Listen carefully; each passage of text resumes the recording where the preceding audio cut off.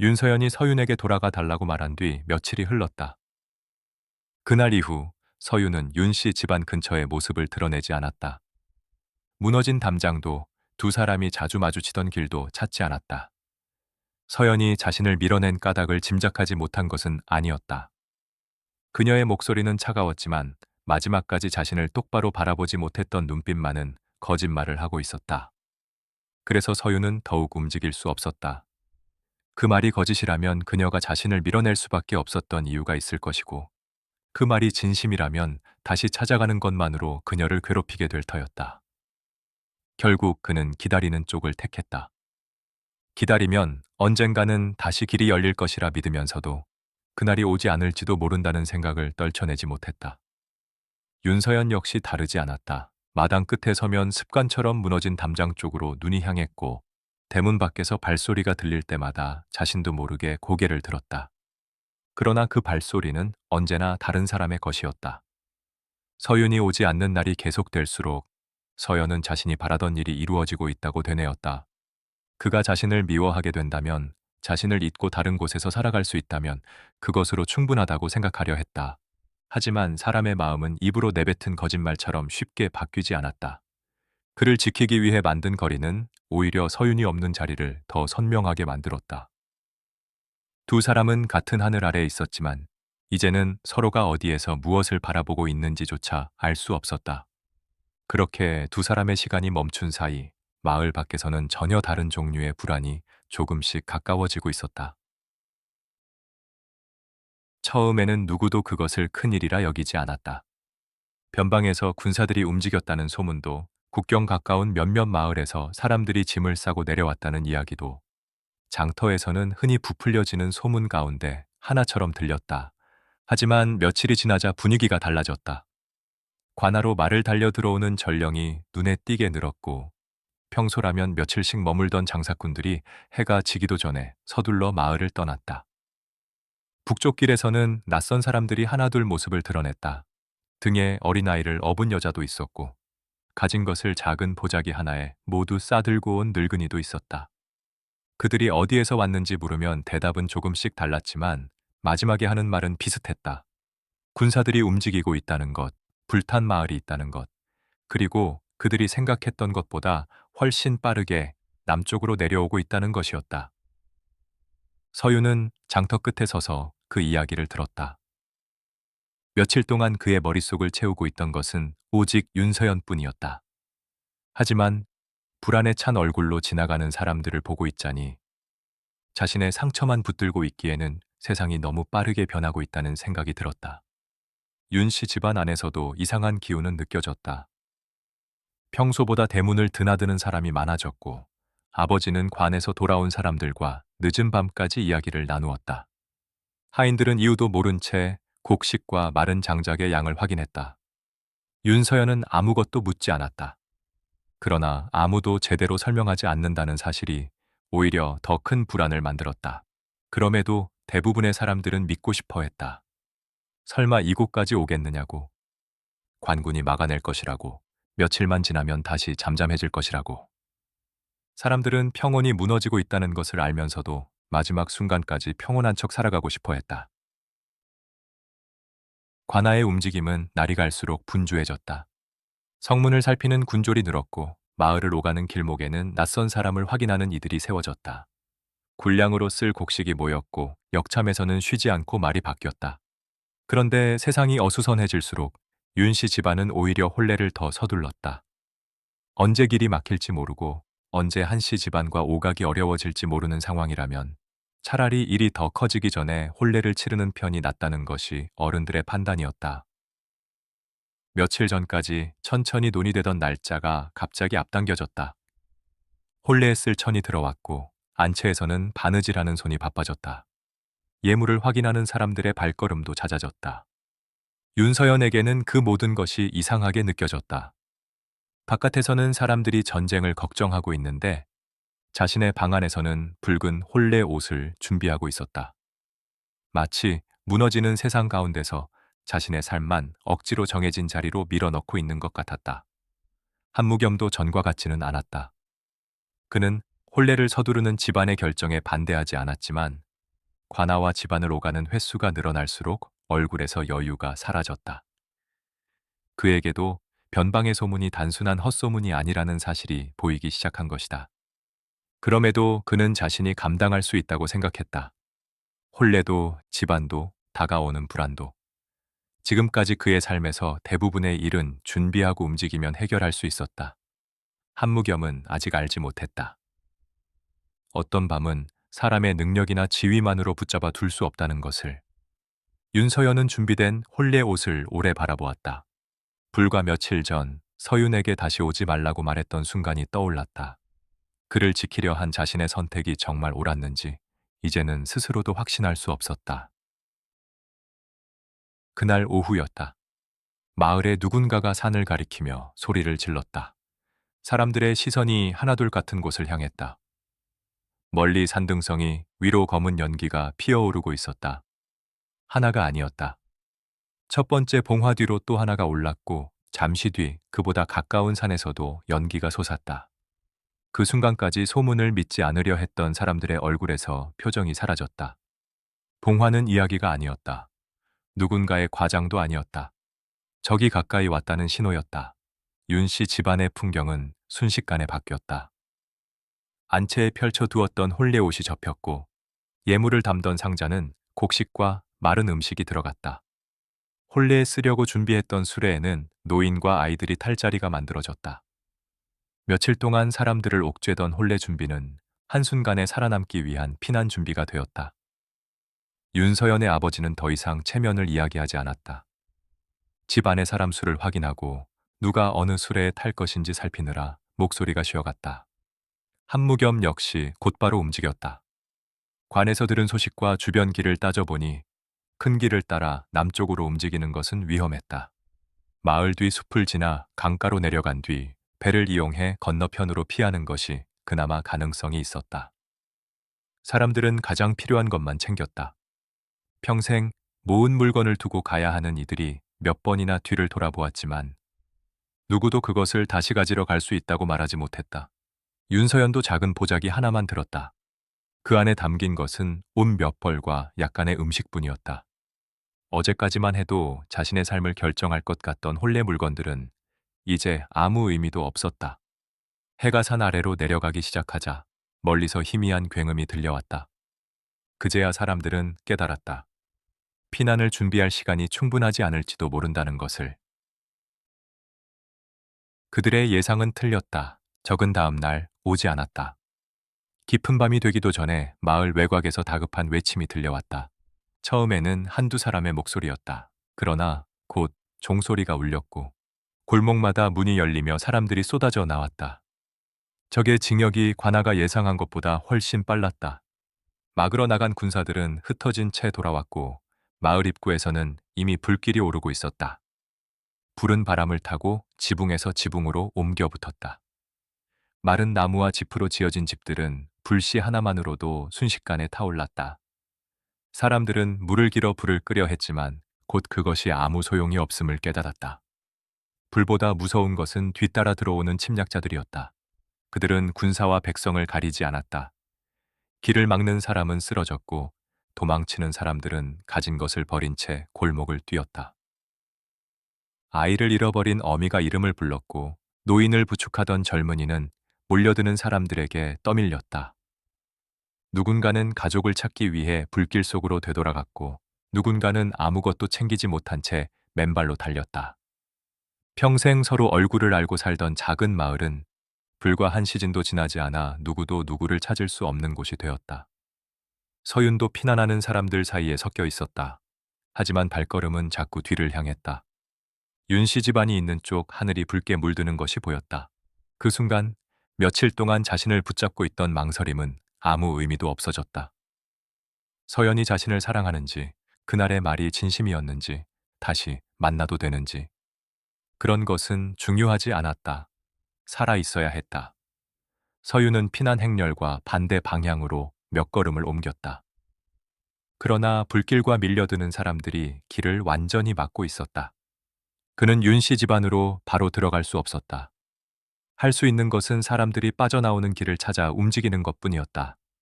그날 밤 누군가를 지키고 싶다는 마음만으로는 아무것도 지킬 수 없는 시간이 시작되었다. 윤 씨 집안 역시 대문을 나선 지 오래였다. 처음 피난을 시작했을 때만 해도 사람들은 줄을 맞추어 움직였다. 그러나 뒤에서 불길이 가까워지고 비명이 들려올수록 행렬은 자꾸 흐트러졌다. 그때마다 한무겸이 사람들을 다시 세웠다. 노인과 아이들을 가운데 두고 힘이 남은 사람들을 양옆과 뒤에 붙였다. 짐 때문에 걸음이 느려지는 이에게는 짐을 버리게 했고, 뒤에 남은 가족을 찾겠다며 돌아가려는 사람을 붙잡아 앞을 보게 했다. 평소에 한무겸이라면 사람들은 그의 차가운 눈빛을 먼저 기억했을 것이다. 그러나 그날 밤만큼은 달랐다. 그는 가장 앞에 서지 않았다. 모든 사람이 지나간 것을 확인한 뒤 마지막에 움직였다. 윤서연의 아버지도 처음에는 딸과 집안을 한 곳에 모으려 했다. 하지만 피난민이 계속 합쳐지면서 사람 수가 불어났고, 강가에 도착했을 때는 어느 집안 사람인지 구분하는 것조차 쉽지 않았다. 강에는 배가 많지 않았다. 작은 배 몇 척이 쉬지 않고 사람을 건너편으로 옮겼다. 한무겸은 먼저 노인과 어린아이들을 태웠다.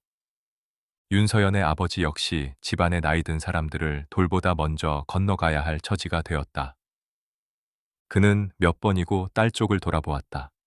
그러나 배는 이미 강 한가운데로 떠밀리고 있었다. 한무겸은 남은 사람들을 다음 배에 태우기 위해 강가에 남았다. 윤서연도 그 곁에 있었다. 강 건너편에는 사람들이 피워놓은 작은 횃불이 보였다. 몇 걸음만 옮겨 배에 오르면 적어도 불타는 마을에서는 빠져나갈 수 있을 것 같았다. 사람들은 처음으로 살 수 있다는 희망을 품었다. 바로 그 순간 강 위에서 짧고 날카로운 소리가 들렸다. 화살이었다. 첫 번째 화살이 배의 옆판에 박혔다. 곧이어 어둠 속에서 수십 개의 화살이 날아왔다. 강가에 모여있던 사람들이 한꺼번에 몸을 숙였다. 누군가는 배 아래로 숨었고 누군가는 숲을 향해 달렸다. 배를 붙들고 있던 줄이 끊어지면서 한 척이 물살에 떠밀렸다. 사람들은 타려던 배를 두고 서로 다른 방향으로 흩어졌다. 한무겸은 그대로 달아나지 않았다. 넘어진 아이를 일으켜 숲 쪽으로 밀어보내고 강가에 남은 사람들을 돌리려 했다. 그러던 순간 가까운 곳에 화살 하나가 박혔다. 몸을 피하던 한무겸은 뒤에서 몰려든 사람들과 부딪혔다. 젖은 강둑의 흙이 무너졌다. 그의 몸이 중심을 잃었고 다음 순간 거센 강물 속으로 사라졌다. 윤서연은 그 모습을 보았지만 돌아갈 수 없었다. 사방에서 사람이 밀려들었고 또다시 화살이 날아왔다. 누군가 그녀의 팔을 잡아 숲 쪽으로 끌었다. 그 손마저 곧 놓쳤다. 서연은 혼자가 되었다. 어둠 속에서 나뭇가지가 얼굴을 스쳤고 치맛자락은 지늘게 젖어 무거워졌다. 뒤를 돌아보면 강가에서 불빛과 사람들의 그림자가 뒤섞여 있었다. 아버지가 강을 건넜는지 한무겸이 다시 물 위로 올라왔는지 함께 나오던 집안 사람들이 어디로 흩어졌는지 알 수 없었다. 서연은 멈추고 싶었다. 하지만 멈추면 붙잡힐 수 있었다. 그녀는 두려움을 삼킨 채 숲 안쪽으로 더 깊이 들어갔다. 그날 밤 처음으로 윤서연에게는 가문도 혼약도 집안의 명예도 남아있지 않았다. 살아남는 것만이 남아있었다. 서유는 마을 뒤편 숲으로 빠져나온 사람들과 함께 움직이고 있었다. 누군가 강가에 배가 있다는 말을 했고 또 다른 누군가는 이미 그곳까지 적이 내려왔다고 말했다. 그러던 중 뒤늦게 숲으로 들어온 한 사람이 윤 씨 집안 사람들도 강가로 향했다고 했다. 그 말을 듣는 순간 서윤의 발이 멈췄다. 윤서연도 그곳에 있을 것이었다. 주변에서는 강으로 가지 말라고 했다. 이미 화살이 쏟아졌고 길 곳곳에 침략자들이 있다는 이야기도 들렸다. 하지만 서윤은 돌아섰다. 이번에는 망설이지 않았다. 그는 사람들이 달아나는 방향을 거슬러 강 쪽으로 달렸다. 불타는 마을에서 밀려온 연기가 숲까지 번져 있었다. 달빛마저 흐릿했고 눈앞의 사람을 알아보기도 어려웠다. 그러던 중 멀지 않은 곳에서 나뭇가지가 꺾이는 소리가 들렸다. 서유는 몸을 멈추었다. 영희 사이에서 누군가 비틀거리며 걸어 나오고 있었다. 처음에는 얼굴이 보이지 않았다. 그러나 가까워질수록 그 걸음과 옷자락이 눈에 익었다. 윤서연이었다. 두 사람은 잠시 아무 말도 하지 못했다. 며칠 동안 마음속에서 수없이 불렀던 사람이 세상이 무너진 그 밤에 눈앞에 서 있었다. 서연아, 살아있었구나. 윤서연은 입술을 열었지만 바로 목소리가 나오지 않았다. 그녀는 자신이 마지막으로 서윤에게 했던 말을 기억했다. 다시는 오지 말라고 했던 말. 마음에 없는 사람을 기다릴 이유가 없다고 했던 말. 그러나 지금은 그 거짓말을 다시 붙들 이유가 없었다. 그날 한 말은 거짓이었어요. 나는 당신을 버린 적이 없어요. 서윤은 이유를 묻지 않았다. 왜 자신을 밀어냈는지, 왜 이제야 진심을 말하는지 아무것도 따지지 않았다. 그저 서연의 두 손을 붙잡았다. 그 손이 따뜻하다는 사실만으로 충분했다. 두 사람 사이에 세워졌던 보이지 않는 담장은 그 순간 아무 의미도 남지 않았다. 그러나 그들에게 주어진 시간은 길지 않았다. 멀리서 다시 말발굽 소리가 들리고 있었다. 두 사람은 숲을 벗어나 강 아래쪽 길로 움직였다. 큰 길은 이미 막혀 있었고 사람들이 잘 다니지 않는 좁은 길을 따라 남쪽으로 내려가야 했다. 얼마나 멀리 갈 수 있을지는 알 수 없었다. 어디가 안전한지도 알지 못했다. 하지만 적어도 이번에는 함께 움직이고 있었다. 잠시 숨을 고르던 윤서연이 품 안에서 작은 천 주머니를 꺼냈다. 피난하며 챙겨 나온 몇 안 되는 물건 가운데 하나였다. 그 안에는 오래된 옥패가 들어 있었다. 윤 씨 집안에서 먼 길을 떠날 때 신분을 증명하기 위해 보관하던 매화 옥패였다. 옥패는 처음부터 두 조각으로 만들어져 있었다. 한쪽만 보면 반쯤 피어난 꽃처럼 보였지만 두 조각을 맞추면 하나의 매화가 완성되었다. 서연은 두 조각을 천천히 떼어냈다. 그리고 그 가운데 하나를 서윤의 손에 쥐어주었다. 한 조각은 당신이 가져요. 헤어지게 된다면 다시 만날 때 이 매화를 다시 맞춰요. 서윤은 손바닥 위에 작은 옥조각을 바라보았다. 지금까지 두 사람에게는 서로를 증명할 물건 같은 것이 필요하지 않았다. 담장 하나만 넘어가면 만날 수 있었고, 이름을 부르면 서로가 돌아보던 시절이 있었기 때문이다. 그러나 이제는 달랐다. 세상이 두 사람을 어디까지 갈라놓을지 알 수 없었다. 서윤은 옥패를 단단히 쥐었다. 우리 반드시 같이 살아서 함께하자. 서연은 대답 대신 고개를 끄덕였다. 그것은 사랑을 약속하는 물건이 아니었다. 누구의 것이 되겠다는 맹세도 아니었다. 살아남겠다는 약속이었다. 아무리 먼 곳으로 떨어지더라도 언젠가 다시 서로를 알아보겠다는 약속이었다. 두 사람은 각자의 품 안에 반쪽 매화를 넣었다. 그리고 다시 길을 걸었다. 그때까지만 해도 그 약속을 지킬 기회가 너무 빨리 시험받게 될 것이라고는 생각하지 못했다. 숲길을 벗어난 두 사람은 강을 따라 이어진 좁은 길로 내려갔다. 불타는 마을의 빛은 멀어지고 있었지만 안전해진 것은 아니었다. 곳곳에서 피난민들이 흩어져 있었고 멀리서는 여전히 말발굽 소리가 들렸다. 서윤과 윤서연은 사람들의 발자국이 적은 길을 골라 움직였다. 조금만 더 내려가면 강을 건널 수 있는 얕은 나루가 있다는 말을 들은 뒤였다. 그러나 나루를 앞둔 길목에서 두 사람은 먼저 움직이던 침략자들과 마주쳤다. 숨어서 돌아가기에는 너무 늦었다. 서윤은 윤서연을 자신의 뒤로 밀었다. 그는 무사가 아니었다. 오랫동안 칼을 배운 적도 없었다.